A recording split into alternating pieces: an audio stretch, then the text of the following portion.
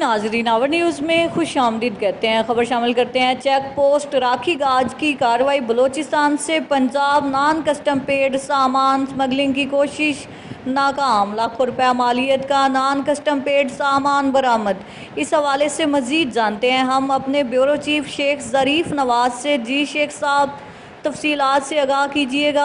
جی بالکل، border military police check post rakhi گاج نے کارروائی کرتے ہوئے بلوچستان سے پنجاب نان کسٹم پیڈ سامان سمگلنگ کی کوشش ناکام بنا دی ہے۔ Border military police check post rakhi گاج کے ایس ایچ او دفعہ لیاقت عباس لغاری نے اپنی ٹیم کے ہمراہ کارروائی کرتے ہوئے لاکھوں روپے مالیت کا نان کسٹم پیڈ سامان برآمد کر لیا ہے۔ اس حوالے سے لیاقت عباس لغاری نے میڈیا سے گفتگو کرتے ہوئے کہا ہے کہ چیک پوسٹ راکھی گاج پر جرائم کا خاتمہ اولین ترجیح ہے اور کمانڈنٹ بی ایم پی حمزہ صالح کی ہدایت پر بلا امتیاز کارروائیاں جاری رہیں گی۔